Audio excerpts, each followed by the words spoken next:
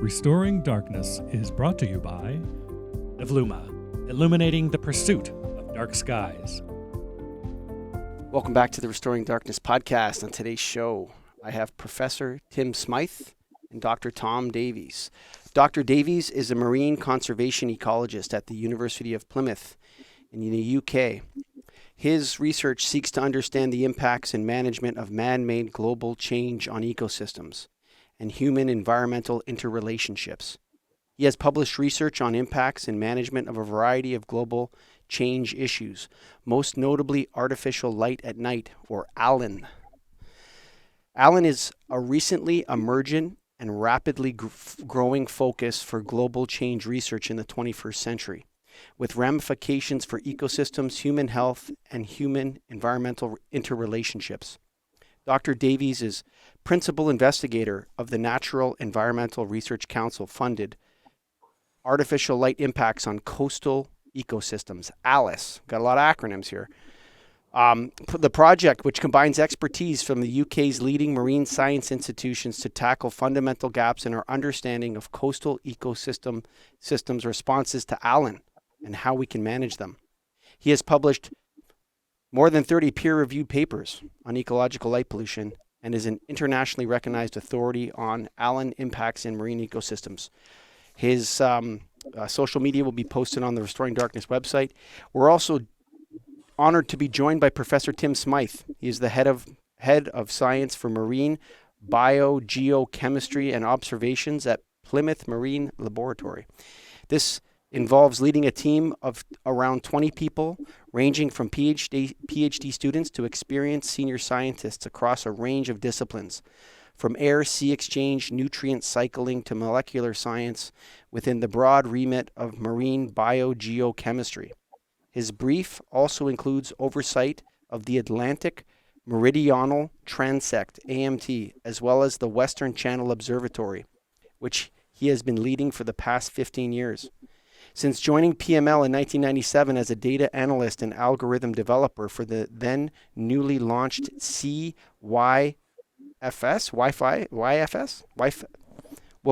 tell me about it in 1 second. Ocean Color Satellite. His research interests have broadly encompassed theoretical and experimental atmospheric and in-water optics. He has a strong interest in developing innovative technologies for automated marine measurements, including the WCO buoys, ship emissions, and atmospheric aerosols. He has around 280 days at sea, including being the chief scientist on 2 Atlantic Meridional Transect expeditions between the UK and the Falkland Islands. His current research interest is on the various impact of artificial light pollution in the marine environment, where he has published the first ever atlas showing its global extent. So, just before we get to Professor Smyth and Dr. Davies, I want to ask you guys real quickly to acknowledge our corporate sponsor, Evluma. Go to evluma.com. There's a dark sky section on their website, and you can choose various dark sky fixtures for your projects. And also, if you want to support this show, or you want to support some of our friends in the movement at Save Wasatch Back Skies, you can go to restoringdarkness.com right now, and you can click Darkness Campaigns. And there's a campaign there for the Wasatch Back County. They're fighting a change to their lighting ordinance, and every dollar you donate will be matched by the Lighting in Darkness Foundation. That's right, up to $3,500. So if you want to help out the good folks in Utah battle light pollution, you click Darkness Campaigns. If you want to help out the Lighting in Darkness Foundation in general, you just click the donate link right there, and why not become a monthly donor? That's right, folks. So go to restoringdarkness.com.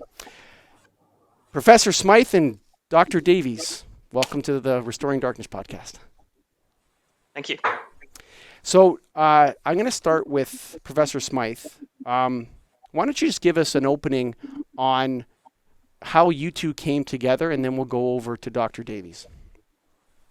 Yeah, so I suppose Tom and I started working together about 7 or 8 years ago now. It was a sort of a chance meeting down in Cornwall. It's the county next to where we are now.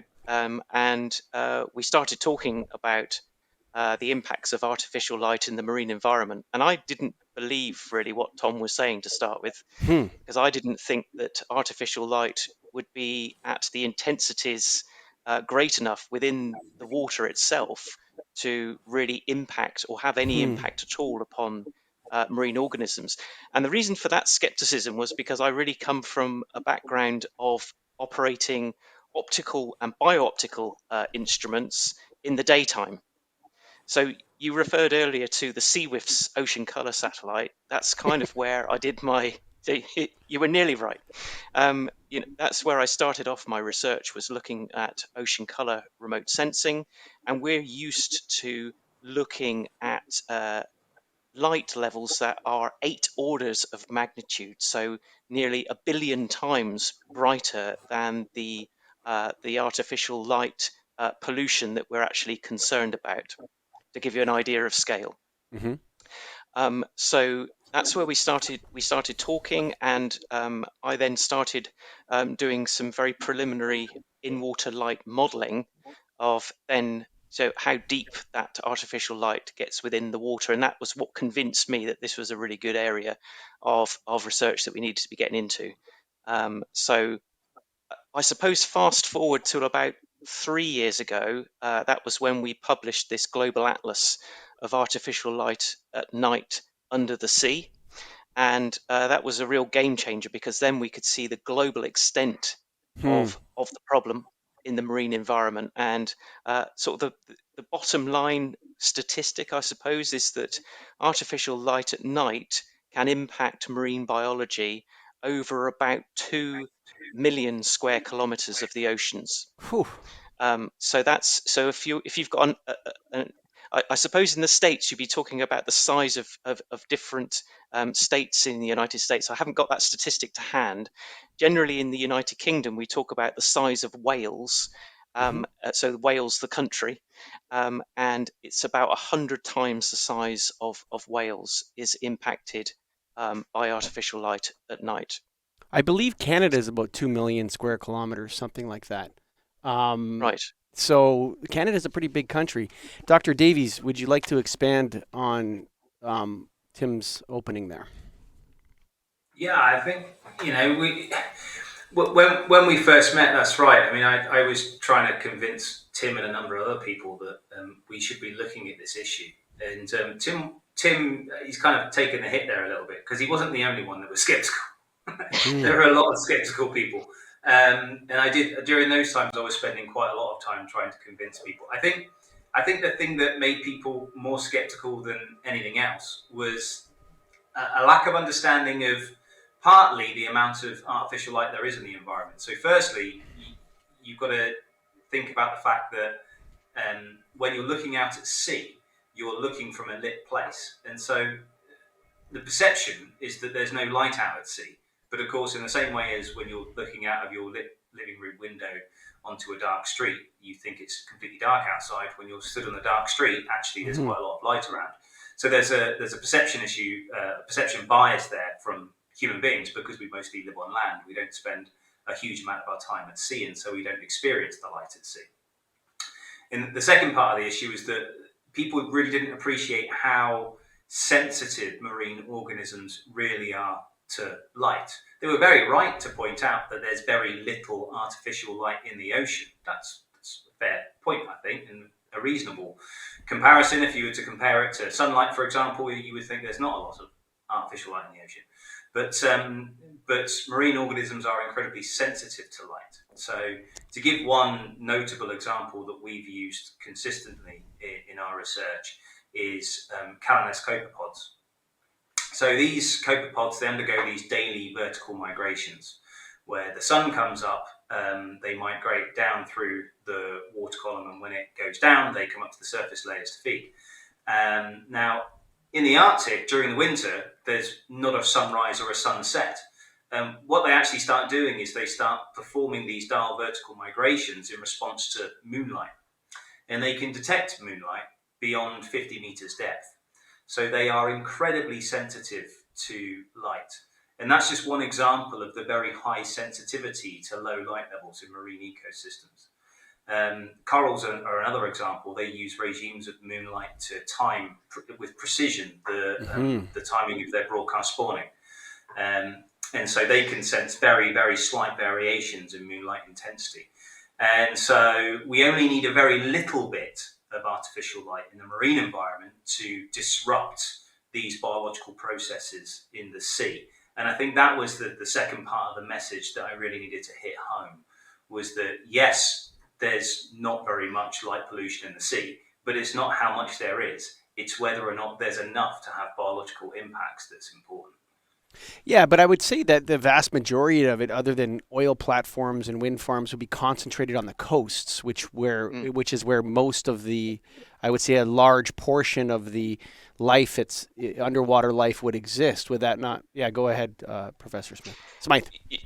You're absolutely right. I mean, I think our eyes are naturally drawn. When you're out at sea, our eyes are naturally drawn to those pinpoints of light that are actually, yes, they're very bright.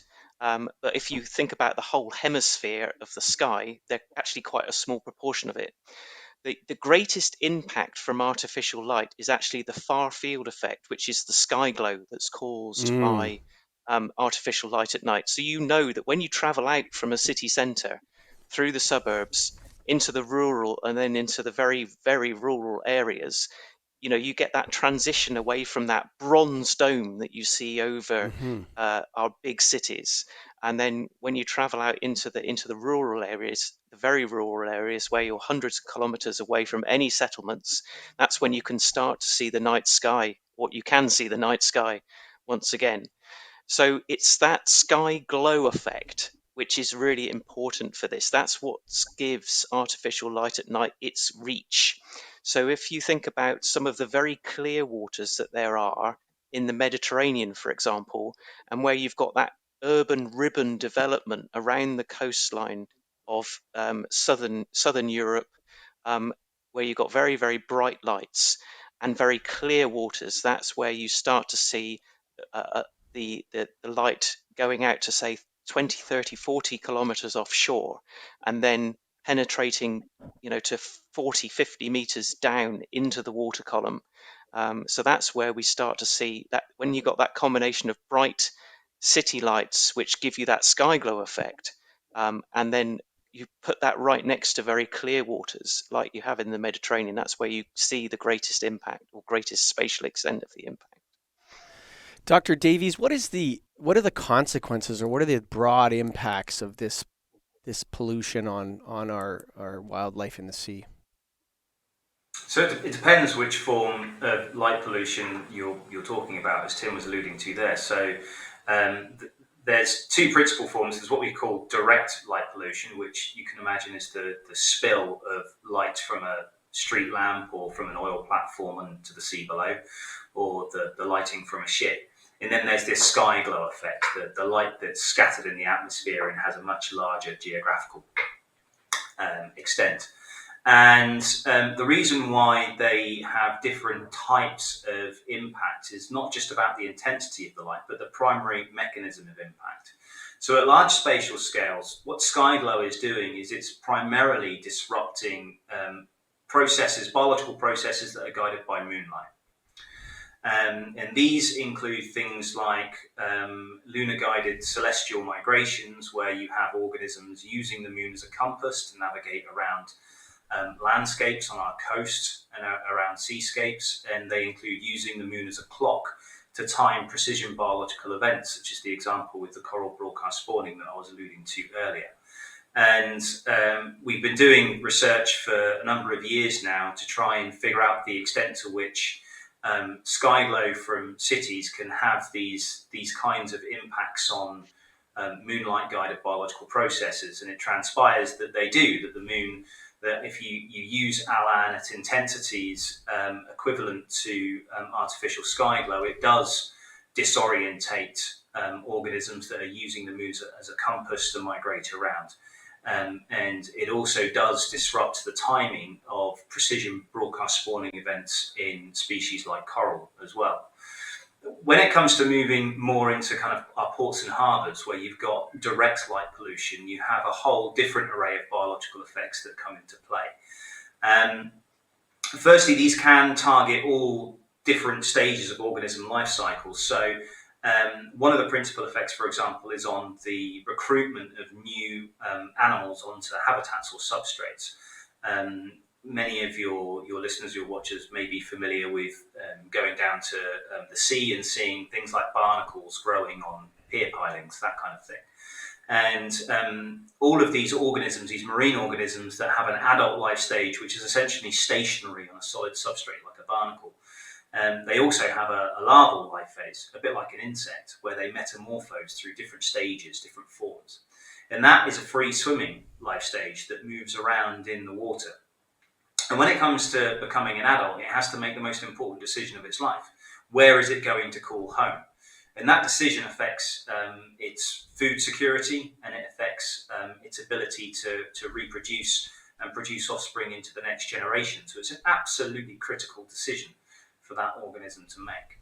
And to do this, they use a number of different cues. And one of the cues they use is light. And so what we've been able to demonstrate is that artificial light spill onto these structures like pier pilings and pontoons can fundamentally change the structure of what we call biofouling assemblages, which are essentially the assemblages of invertebrates that grow like mats on these structures. And it does that through these two mechanisms, which are firstly this mechanism where it deters some species from settling on the substrate, and it encourages others to settle on the substrate. And then secondly, once settled, it can actually elevate levels of predation by fish on those invertebrates. And that's the other key impact, is this impact on the behavior of predators. Mm-hmm. So you've got one impact, which is on the recruitment of new individuals into ecosystems. And then you've got another impact operating at the other end of the scale, which is on the behavior of predators. So much like, and I'm sure you've heard many stories on your podcast about moths aggregating around streetlights, we have exactly the same thing that happens in marine ecosystems. The small fish gather to eat the midges at the water's surface underneath the bridge lights. The big fish gather to eat the small fish, and such and so forth.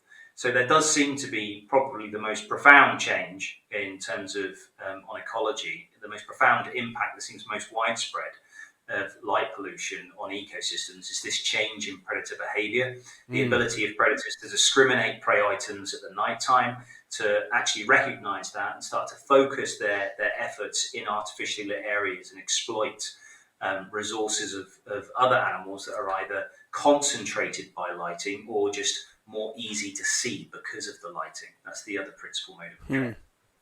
Dr. Davies, you're moving to your right as you're speaking there. You're getting comfortable. I like it, but just center yourself in the camera there for the folks watching. Yes. Dr. Sibylle Schroer told me a little bit about, I don't know if I just butchered her German name, but she had told me a little bit about this predation situation with the smaller fish and the bigger fish.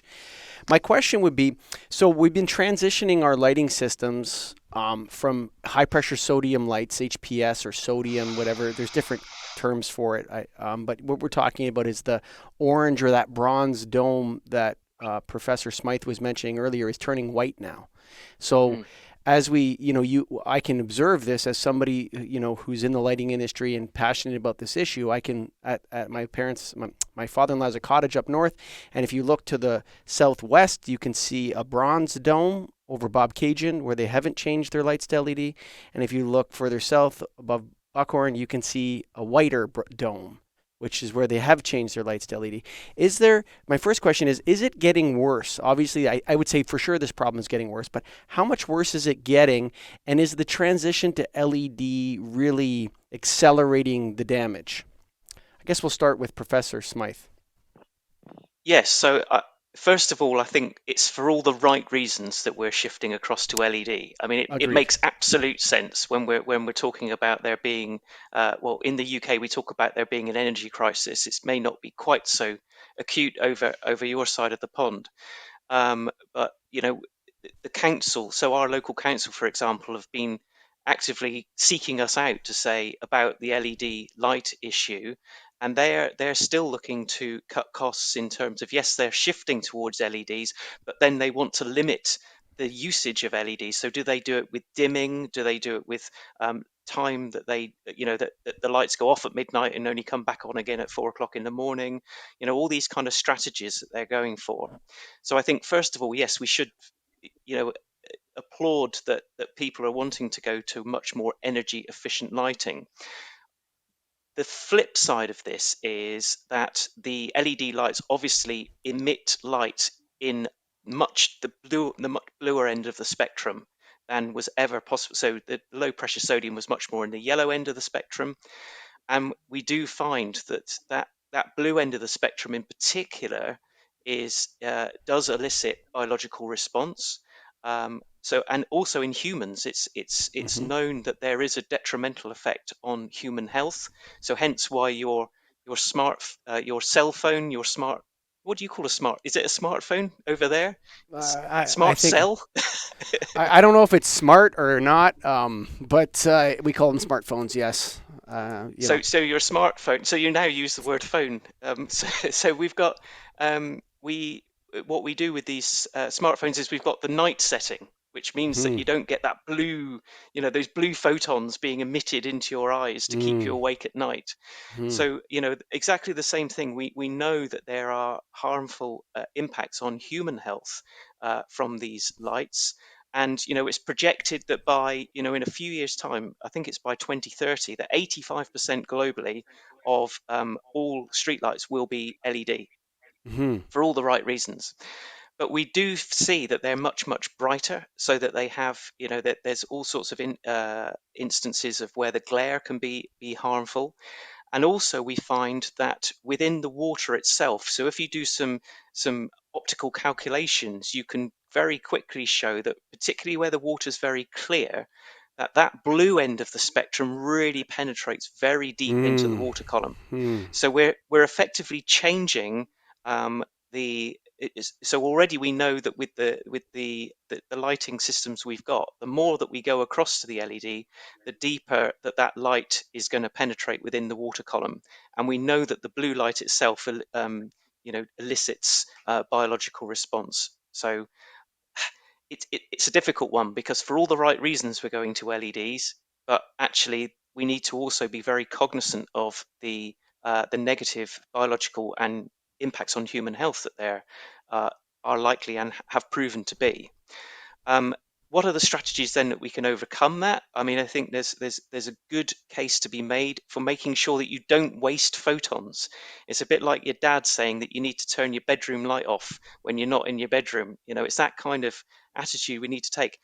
Treat each photon as something which is, taken energy to produce, and actually photons that go up into the sky Are wasted light. or a waste is a waste. It's a waste of energy, and it's. I'm going to jump in here and interrupt you, Professor Smyth, because you're right in my power zone. So I'm on the front lines of the lighting industry. I sell light fixtures every single day.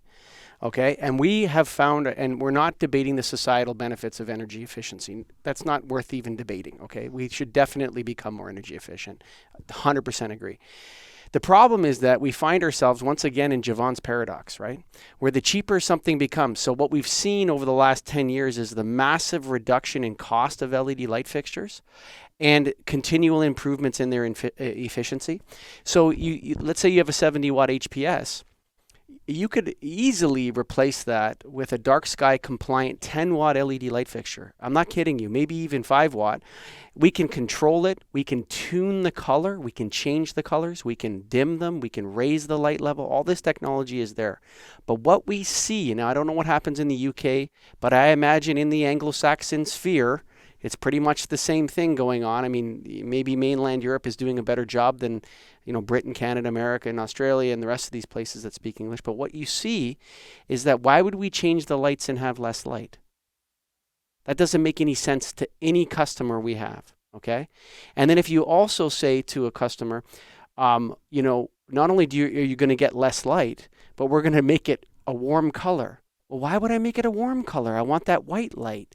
And so all of our instincts at the end, so you guys are coming from the science perspective saying, no, stop, Dr. Davies and Professor Smyth, no, don't do this.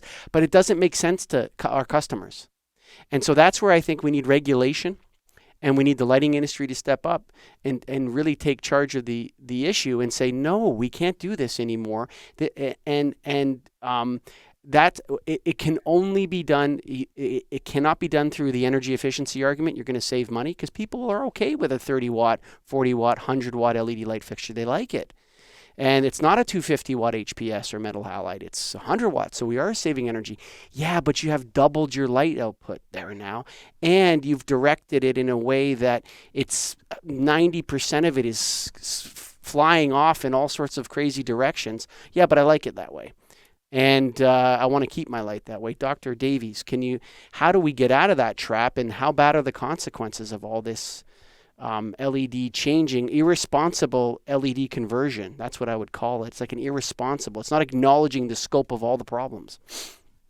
Yeah, I mean, I'd agree with the premise of what you're saying. Irresponsible seems like a bit of a strong word. It's difficult for people to act irresponsibly in a landscape with very little regulation. As you quite rightly point out. People don't have the guidance or the information at their disposal to make informed decisions, which is very disappointing. Mm-hmm. That's where we find ourselves at the moment, and I think we should probably, both the lighting industry, us as ecologists, and just general society shouldn't necessarily beat yourselves up so much about this issue, because LEDs only came to the market in a big way since 2011.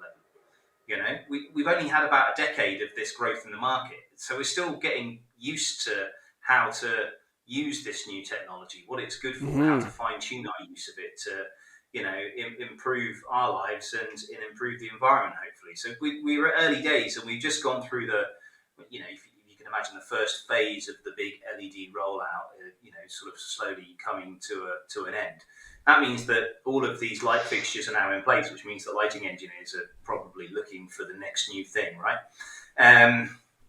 And so what is the next new thing? And that's where these questions come in. Okay, so can we do this in a more ecologically friendly way? What are the issues? And we do know, as you quite rightly point out, that there are a huge number of options that are made available to us by LEDs themselves, like spectral manipulation and the dimming and the part night lighting and all these kinds of opportunities that we have in terms of much more intelligent street lighting management systems. I think the problem that we have at the moment is we don't know which approach is best. And so, quite often you'll have a local authority or a parish council or maybe even a lighting engineer come to you and say, which light should I use? And you're kind of scratching your head and thinking, it depends on which part of the environment you don't want to mess with. Because that's basically the response. It's kind of like, do I use the amber lights, the green lights, or the red lights? Well, you're not going to be able to use any part of the visual spectrum. There's no part of the visual spectrum where there isn't an evolutionary adaptation to light in the natural environment, you see. So, and the problem with focusing your impact in one part of the spectrum, so if you were to switch to red lighting, which I'm not saying people would go for, but I'm just using it as an example, you'd obviously have to massively increase the amount of light you're producing in that region of the spectrum to achieve the same brightness to the human eye. And so you're kind of focusing all your impact there. So if there is one critical ecological response in that part of the spectrum, then you're increasing the impact in that area, if you see what I'm saying, rather than distributing it across the whole of the spectrum. So that becomes a very difficult set of trade-offs to make as a conservationist when you don't have the relevant information at your disposal. So I think for us at the moment is, I think the next kind of 10 years are all about understanding how do we use this technology in a more ecologically friendly way. And I think that the technology allows us to tailor it to specific circumstances and situations. And I think that's probably the way that it should be managed. There's no kind of one solution fits all. It might be that coastal lighting in coastal cities require one set of solutions and cities that are further inland require another set of solutions. And it entirely depends on specific situations. But one thing I do know is we need a lot more science to be able to properly inform this kind of decision-making process when it comes to designing street lighting installations. Not to argue with someone who is Dr. Davies, but I'm going to push back a little bit on you. There is the acronym Responsible Outdoor Light at Night. And I'm not saying the customers have done something irresponsible, but I will argue that the lighting industry has largely ignored this issue for the last 40 years, intentionally. And the purpose of the Lighting and Darkness Foundation, which is started by a lighting industry association, is to politely and forcefully, though, let the lighting industry understand that this represents our largest, biggest, most important revenue play there is. So right now, darkness restoration and night preservation is an amazing opportunity for the lighting industry and to sell lots of light fixtures. And so while, I agree with you that there's no irresponsibility on part of the customers, I think that is a harsh term to say that a city council, for example, or a factory here in Toronto, made this mistake and it's irresponsible. They don't have the information. The lighting industry did have the information and they ignored it. And they've known it for a long time. And when LEDs came out, the lighting industry completely forgot everything they knew about lighting and abandoned all the principles and increased light pollution massively. They reintroduced flicker as an issue, the light modulation. So you got to remember, not only are those LED lights shining into the ocean, but they're also flickering on and off 100 times a second. Right? So you have this pulsing of light that's happening. Now, a lot of these issues have been recently resolved, but they were introduced and the lighting industry knew about flicker. The lighting industry knew about light pollution. So I'm going to push back and say it was irresponsible, Dr. Davies. So on that note, I think it was irresponsibility that led to a lot of these problems. And I think it was motivated by, a massive push to make a lot of money. And I'm okay with making money. I'm a businessman myself. But I think we have to be more responsible. The other issue is like insurance companies and lawsuits and these types of things, which always assume that there isn't enough light. If there's a ship, two ships crash in a harbor, it's not because there's not enough light. We need more light. We need more light. And so the answer is always more light. There's my little rant. And that's why you should go to restoringdarkness.com and you can donate to the Lighting and Darkness Foundation, where we're going to fund this research. We're going to create the certifications and the educacational programs, and we're going to help advocates on the ground with their lighting ordinance battles. Professor Smyth, talk to me a little bit about why we need to convince the environmental movement that light pollution is not a metaphor, that light pollution is pollution. Yes, I mean, I think that's a very good question. I think we live in a world where there are single stressors, and I think we also then live in a world where there are multiple stressors going on. And with the climate crisis, that's a really difficult problem to solve. But I think that the light pollution issue is something that we can have a demonstrable impact on relatively, without actually thinking about it too hard. I think in the terrestrial sphere, ecologists are convinced that artificial light at night is a pollutant. We're only just beginning to scratch the surface of it being a pollutant in the marine environment. And actually, where we're getting most traction at the moment is actually marrying up different stressors with each other. So Tom and I have just won some grant funding to look at the impacts of where you've got co-located light pollution with noise pollution. So they're not content, the funders are not content with saying that light pollution at night is a difficult problem. They then want to put it with something that is completely physically different, with the underwater noise pollution.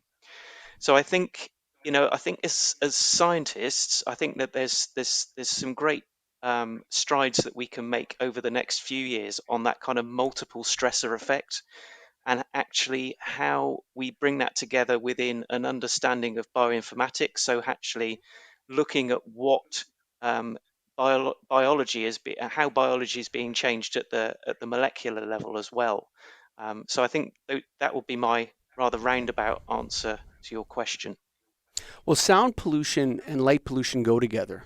They wherever there's a lot of light pollution, there's a lot of sound pollution. It seems to be. I spoke to another fellow from the UK. I'm just looking on my podcast list. He talks about the term tranquility, as something that needs to be understood when in environmental policy. Dr. Davies, do you want to expand on this a little bit from your end? Yeah, I mean, I completely agree. I think tranquility is a really nice way of putting it as well. The way that Miller put it was used a phrase called the extinction of experience. And what that basically refers to is it means our loss of connection with the natural world through a combination of different factors, which are mostly driven through urbanization and the consequences of it. We are looking at a situation in the 21st century where the vast majority of the human population will be living in urban centres. Those people will not have access to natural cycles of light, let alone a view of the Milky Way. And that disconnect with the natural environment is part of losing tranquility, I guess. I think you're right as well to point out that light pollution, does happen in conjunction with noise pollution in quite a lot of situations. And inherently, cities are noisy, bustly, disruptive places that are difficult to relax in a way that people don't go to cities to relax. They don't live in cities to relax. They live there because they like that. They like the hustle and bustle of it. But I think that there is probably more that can be done to help to offer tranquil spaces. We often think about the nature conservation as being about conserving landscapes for nature and not actually about conserving spaces for people. And in your neck of the woods, you're very fortunate in that you have very large areas of wilderness habitat that you can experience where you will find genuine tranquility. We're pretty thin on the ground on that in the UK. If you want tranquility, you've pretty much got to get on a boat and go to the middle of the sea. And that's kind of, there are some other parts of the UK, but you can count them probably on two hands where you might find genuine tranquility. And so we do have a serious problem with that. I do think that more could be done to try and find tranquility within our urban spaces as well. And that's about just finding a more harmonious relationship with the natural world. And part of that could be about, thinking about these concepts such as chronocities, where you're trying to design cities in a way that allows people to remain in contact with the fundamental cycles of light that drive their physiology and metabolism, for example, so that people go to bed at a time when they should, so that people wake up at a time when they should, and see what the impacts are on their health and well-being. I think that would be a good way forward. But unfortunately, one of the reasons why I think, as you alluded to earlier, that the lighting industry was irresponsible, as you put it, with the rollout of lights, was probably because it created so much societal opportunity. And by societal opportunity, I mean they made money out of it, but also lots of businesses made money out of it because it created the nighttime economy.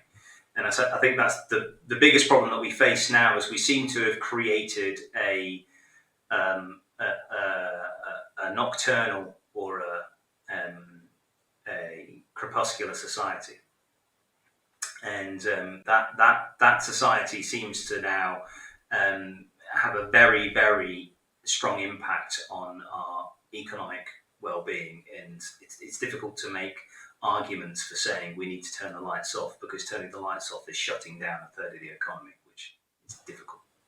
This idea that humans are not a nocturnal species, it seems foreign. Like if you say that, we're not nocturnal. But I mean, we aren't. And I think that and without getting into a conversation about economics, which would, which is another sort of tangent to run down, just to say, Mike Houghton, I just pulled up the episode 70 of North York Moors National Park. He's working on that tranquility for you guys in England. So check out episode 70, folks, while you're listening to this. But yeah, that, is there balance? Can we, Professor Smyth, can we, you said we can fix this, or can we just make it better Or can we just do less damage? What's the right way to describe if we were to adopt, let's say for example, we were to adopt the lighting control systems we need and sensors and dimming. And I just saw a light fixture came out that understands the phases of the moon and will dim itself according to the cloud conditions and the moonlight that's available to it and all this. Is it that, can we fix our problems, or can we just stop doing so much damage? Like, is that a better way to describe it? I think I'd like to say yes to all your questions. So I think we can. I think we can do better.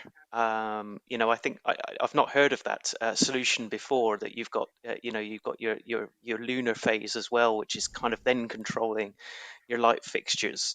And I think we can start to use technology much more to help us in this. So we were in discussions recently with the city council, and they were talking about having radars attached to each street light to then detect how much traffic was on the road, for example, and then light accordingly. Actually, they could have had a smarter solution using the apps that we all use to see how busy each road is that we're about to travel on, actually having the Google Maps technology or whatever the traffic flow technology is, to actually then decide on the level of lighting, is a much better way of then controlling your streetlights rather than having expensive radars attached to lights. I think we have to be aware of the great strides that we've made forward over the last sort of 150 years in terms of it has emancipated us to a degree in terms of having the ability to light up dark places. So one of the things we're particularly engaged with at the moment is the socioeconomic impacts in developing countries. So not quite developing, so Chile, for example, and what their perception of dark skies is and what it means for them to start to change their lighting technology. They're very keen in Chile, for example, on their dark sky status globally, because they've got the Atacama Desert, which is very high in altitude. It's a very dry environment, which means that their vision of their view of the night sky is possibly the best on Earth. Even if you go into the middle of the ocean, the part of the problem you've got is that the atmosphere is full of absorbing gases, so you can't necessarily see the night sky quite as well as you can in Chile. But it's going to be interesting to see what the response socioeconomically is to suggestions of what we're going to do with our lighting. And we have to bring I'm a firm believer that we need to bring people along with us for the ride, because if we're just always saying what you're doing is wrong, you must change what you do, without sort of co-designing where we want to get to. Where do we want to get to as a species in terms of how we light our cities, how we light them more wisely, and then work out that's where you want to get to.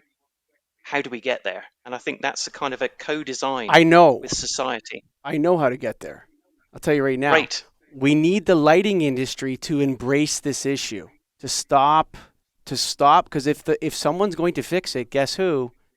It's going to be the lighting people that are going to go out and change the light fixtures. Surprise! Guess what? Lighting contractors, lighting distributors, lighting agents, lighting manufacturers are going to be the ones to fix the problem. And if it ever gets fixed. And so what I'm telling you guys, all you guys listening out there, this doesn't mean less money. It means more money, more light fixtures, better light fixtures.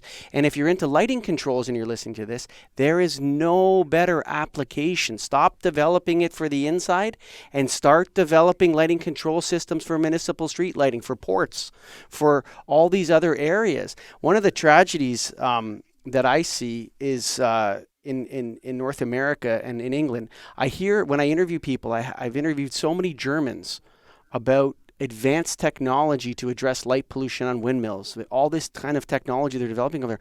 Anybody that works in technology in North America works for addictions, Facebook, casinos. We're wasting our intellectual resources on things that do not increase our productivity. Like, I'm sorry, social media is not that important, okay? Like, we don't need Twitter to work better. We need these technologists and these really smart people to get out of those companies and into companies where they can actually solve problems. That's an opinion. But One more thing I want to ask you guys about before I can't believe we're at 45 minutes already. Holy mackerel. We have two concepts at the Lighting and Darkness Foundation, Dr. Davies. One is darkness restoration. And that concept talks about how the difficulty of restoring darkness to our light polluted cities, incremental work, lots of research needed, lots of technology. How do we balance people's expectations of what the light used to be and transition them to less light, or what, all these different things.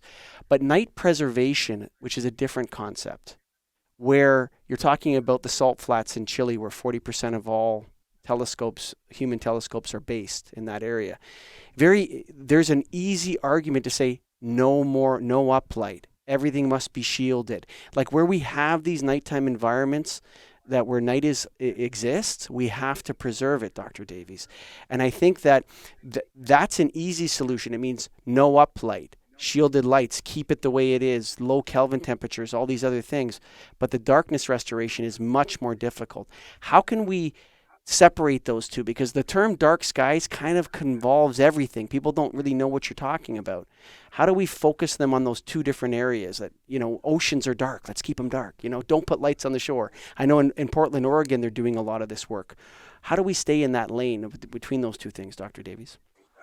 It's very difficult because actually, in my opinion, one of those things, which is you quite rightly identify in terms of preserving night skies, which is absolutely essential, it kind of runs counter to being able to restore dark skies in the cities, and the reason for that is essentially it's about cultural norms and access to the naturally dark environment.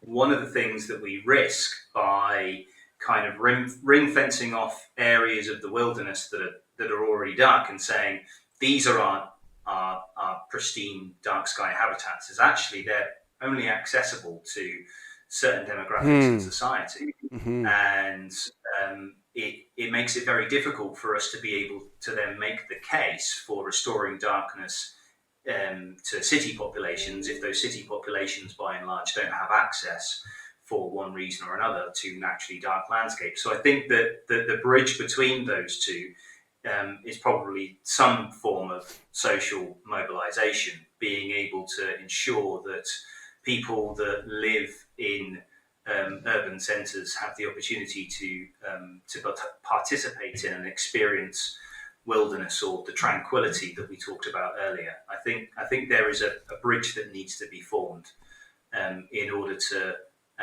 build the advocacy for dark sky restoration in cities using the dark wildernesses of the countryside. It's interesting. I don't know who it was. I listen to podcasts as well, so thank you for listening to this one. But I also enjoy podcasts, and I can't remember where it was. It was a conversation though about climate change. It wasn't about this topic, but an environmental topic. And one of the guests was saying that the key to reducing pollution is for everyone to become wealthy. The richer we get, the less we will, or the more, not the less we will pollute, but the more we will care about environmental issues. Right. And so I think that's kind of similar to what you're talking about there is that if we give access to people to these experiences and we show them that what they're missing, that's the whole point is that I think there was some statistic that came up on this show where, 70% of Americans have not seen the Milky Way, in their entire lives. And I don't think that's true for Canadians because, again, we have much more access to pristine dark environments. But yes, I mean, it's almost like people don't know what they're missing, Professor Smyth. Yeah, absolutely. I mean, I think there is still a great case in terms of astronomy, just in reconnecting people with just the astonishing beauty that is the night sky. And all the different things that you can see in the night sky. It's not just about stars. It's not just about the moon, but there's other elements of the sky glow. There's the aurora borealis, if you're fortunate enough to live in a northern or southern enough country to be able to view it on a regular basis in the wintertime. So it's reconnecting ourselves, I think, with the natural cycles, which actually are demonstrated best in the night sky. The difference between the moon in the wintertime, in the northern hemisphere winter, is very, very different to the moon in the summertime in the mid latitude. So it's the moon is much lower in the horizons. Most people don't realize just these basic things about how the night sky is governed, about the waxing and the waning of the moon. A lot of these things have just been completely lost. And I think I think we can do something about this, and I think wiser lighting has got to be the way ahead. Wiser, okay. Hopefully we can accomplish that. Lighting industry, embrace this issue. We can do this. Dr. Davies, I can't believe we spoke for 50 minutes. This one went the fastest in a long time. So, Dr. Davies, do you have any final thoughts before I go to Professor Smyth? The only final thought I have at the moment is that, I've been working in this field for over 10 years now, and I still feel like it's just the beginning. Professor Smyth. I would agree with Tom. I think this is a tremendously exciting area to be involved with, or have the privilege of being involved with, actually, and actually starting to talk not just to other scientists. It's very cross and trans and multidisciplinary, this science. I'm a physicist by training. I'm a meteorologist in my heart, but this is something that I've kind of discovered not late in my career, but sort of in the middle of my career, and it's it's something that's very exciting because it's kind of relatively new. And I think that not only are we working right across the disciplines in science, but actually having now the opportunity to reach out into policy making and reach out into people who make decisions about how our lives are lived through the way that we light our night skies, and how just the ecosystem of urban environments changes. I think if there's one quote that I'd like to kind of maybe close on, is by a guy called Geoffrey West, who's a Brit who lives over in the States.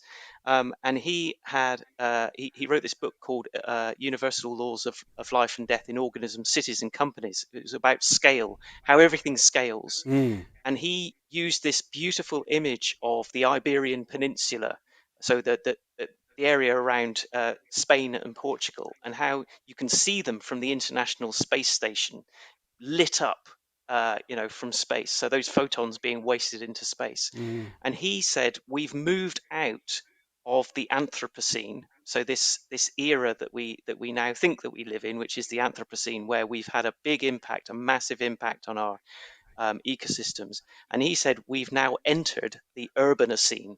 And I think that's a wonderful way of summing up, that actually he used the example of the artificial light pollution that you could see from the International Space Station, and said we have now transitioned into this this new epoch. So I think I'd like to leave it there. Well, folks, and I want to invite the lighting industry again to embrace this issue. Everyone has their own way to give, folks. Professor Smyth and Dr. Davies are obviously, researching and working in the field. This is their career. We're doing podcasts. I have the honor of their time here today. And some people volunteer, other people are advocates, and other people, they just get out their credit card every now and then. And if you feel like you want to help out this movement, I think a great place, there's two places you can do it with the Lighting in Darkness Foundation. You go to restoringdarkness.com. You can donate just generally to the foundation, and you can help us out. Why not become a monthly donor? That's right. That would really help us, actually. $10 a month, $20 a month. Hey, if you're super loaded, you could even do $500 or $1,000 a month. We'd be happy. We're going to put it to great use.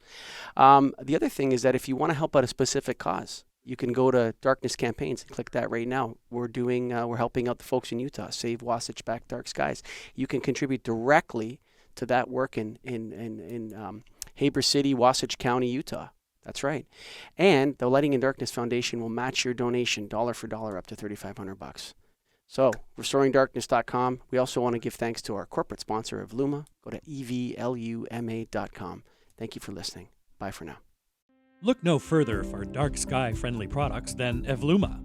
Since its first product launch, Evluma has carried one or more International Dark Sky Association certified models. If your customer cares about light pollution, suggest the OmniMax with shielding or the Area Max with full cutoff to reduce uplight and glare. Evluma, illuminating the pursuit of darkness.